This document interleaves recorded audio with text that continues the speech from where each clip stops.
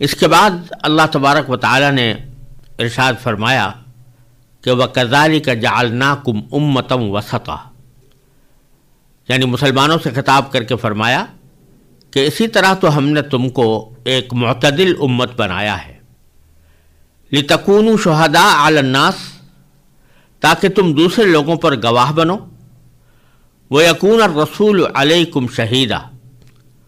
اور رسول تم پر گواہ بنے۔ مطلب یہ ہے کہ جس طرح ہم نے اس آخری زمانے میں تمام دوسری جہتوں کو چھوڑ کر کعبے کی سمت کو قبلہ بننے کا شرف عطا فرمایا اور تمہیں اسے دل و جان سے قبول کرنے کی ہدایت دی، اسی طرح اے امت محمدیہ علی صاحب السلام، ہم نے تم کو دوسری امتوں کے مقابلے میں سب سے زیادہ معتدل اور متوازن امت بنایا ہے۔ چنانچہ اس امت کی شریعت میں ایسے مناسب احکام رکھے گئے ہیں جو قیامت تک انسانیت کی صحیح رہنمائی کر سکے۔ اللہ تبارک و تعالی نے یہ جملہ قبلے کے احکام کے عین درمیان نازل فرمایا ہے کہ پہلے بھی قبلے کا ذکر تھا اور بعد میں بھی قبلے کا ذکر آنے والا ہے۔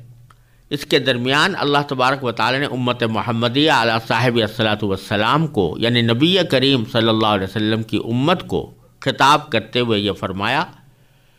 کہ کذالک جعلناکم امۃ وسطا، کہ اسی طرح تو ہم نے تم کو ایک معتدل امت بنایا ہے۔ اسی طرح سے جیسا میں نے عرض کیا، اشارہ اس طرف ہے کہ جس طرح دوسری تمام سمتوں کو چھوڑ کر اللہ تبارک و تعالی نے اب ہمیشہ کے لیے کعبے کو سمت قبلہ بنا دیا، اسی طرح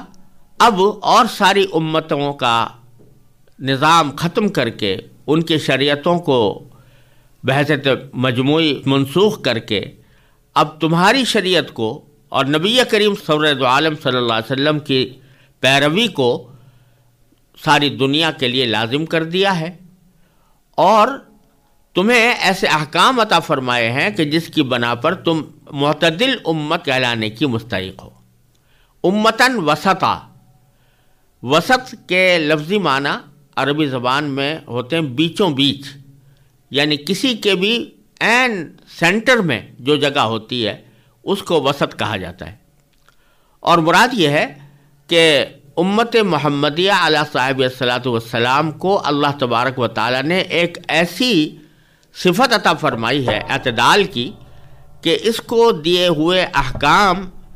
دوسری شریعتوں کے مقابلے میں زیادہ معتدل ہیں۔ ایک تو یہ بات ہے کہ احکام بھی معتدل ہیں اور اس میں مختلف پہلوؤں کی رعایتیں رکھی گئی ہیں، اور دوسری طرف یہ امت پچھلی دوسرے امتوں کے مقابلے میں اس لحاظ سے بھی معتدل ہے کہ پچھلے انبیاء کرام علیہ الصلوۃ والسلام کی امتوں میں بعض تو وہ تھے جنہوں نے اپنے پیغمبروں کی نہ صرف تکذیب کی بلکہ ان کی توہین بھی کی، بعض اوقات ان کو قتل کرنے تک کا ارتکاب کیا، جیسے کہ بنی اسرائیل میں ہوا۔ اور بعض لوگ وہ تھے کہ جنہوں نے اپنے پیغمبر کو حرمت اور تقدس میں اتنا بڑھایا، ان کی تعظیم اور تکریم کو اتنا زیادہ بڑھایا اور اس میں اتنا مبالغہ کیا کہ ان کو خدائی کے درجے تک پہنچا دیا۔ تو اے امت محمدیہ علیہ صاحب الصلاۃ والسلام، ہم نے تم کو ایک ایسی معتدل امت بنایا ہے کہ نہ جو افراط میں مبتلا ہے اور نہ تفریط میں مبتلا ہے، وہ اپنے پیغمبر کا ضروری احترام بھی پورا کرتی ہے، اپنے پیغمبر کو دل و جان سے عزیز رکھتی ہے، اپنے پیغمبر کے احکام پر دل و جان سے عمل کرتی ہے، لیکن خود اسی پیغمبر نے تمہیں کہہ دیا ہے کہ لا تطرونی کما اطرت النصارى، کہ ایسا میری تعریف میں اتنا مبالغہ نہ کرو کہ جیسا کہ نصرانیوں نے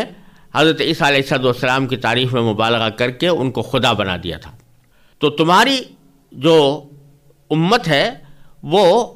پچھلے لوگوں کے مقابلے میں ہر اعتبار سے معتدل ہے، اعتدال کے ساتھ چلنے والی ہے۔ اس میں جو احکام ہیں وہ بھی اتنے معتدل ہیں کہ اس میں ہر پہلو کی رعایت ہے اور کسی پہلو کا حق اس میں فوت نہیں ہوتا۔ پھر فرمایا کہ یہ قبلہ در حقیقت اس سے پہلے جن لوگوں نے بیت المقدس کو قبلہ بنایا تھا اور اللہ تعالیٰ کے حکم سے ہی بنایا تھا،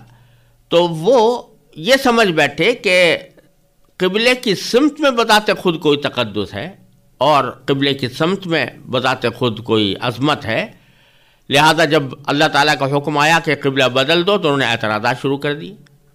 لیکن ہم تم سے یہ قبلہ بدلوا کر تمہارا یہ طرز عمل ثابت کرنا چاہتے ہیں کہ تم اتنی معتدل امت ہو کہ جب حکم آئے گا تو اس وقت تو تم اس حکم کی تعمیل میں جس چیز کو بھی مقدس قرار دیا جائے گا اس کو مقدس قرار دو گے، اور جب اس حکم کو اللہ تعالیٰ کی طرف سے واپس لیا جائے گا، کوئی دوسرا حکم دیا جائے گا تو تم اس حکم کی پیروی کرو گے۔ نہ تو ان کی طرح ہوگے جو سمت کو بذات خود مقدس سمجھ بیٹھے ہیں، اور نہ ان کی طرح ہوگے جو اللہ تعالیٰ کے حکم کی نافرمانی کرتے ہوئے اللہ کے قبلے سے منہ موڑتے ہیں۔ اس لحاظ سے بھی تم ایک معتدل امت ہو،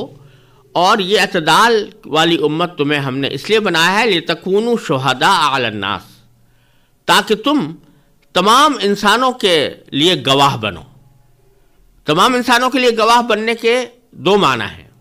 ایک تو اس امت کا دنیا کے اندر دوسرے تمام انسانوں کے سامنے گواہ بننا،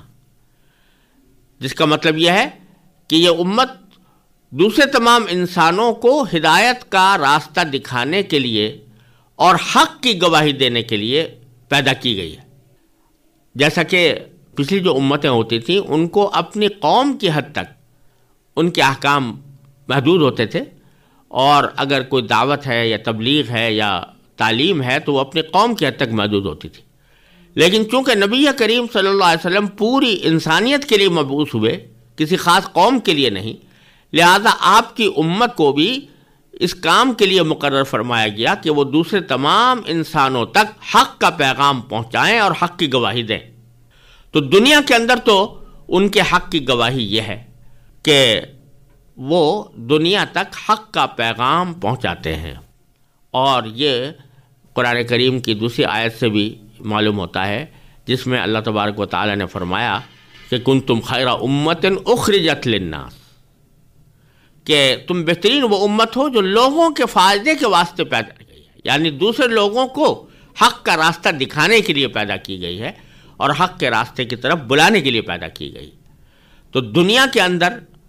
ان کی شہادت کا تو یہ مطلب ہے، اور آخرت میں بھی یہ دوسرے لوگوں کے لیے گواہ بنیں گے۔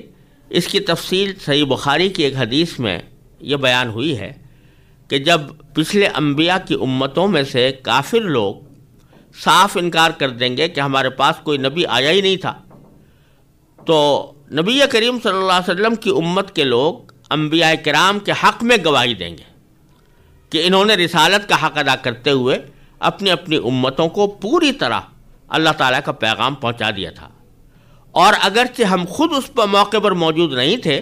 لیکن ہمارے نبی کریم محمد مصطفیٰ صلی اللہ علیہ وسلم نے وحی سے باخبر ہو کر ہم کو یہ بات بتلا دی تھی، اور ہمیں ان کی بات پر اپنے ذاتی مشاہدے سے زیادہ بھروسہ ہے۔ دوسری طرف رسول کریم صلی اللہ علیہ وسلم اپنی امت کی اس بات کی تصدیق فرمائیں گے، چنانچہ فرمایا گیا کہ وَيَكُونَ الرَّسُولُ عَلَيْكُمْ شَهِيدًا، کہ رسول تمہارے اوپر گواہ بنے۔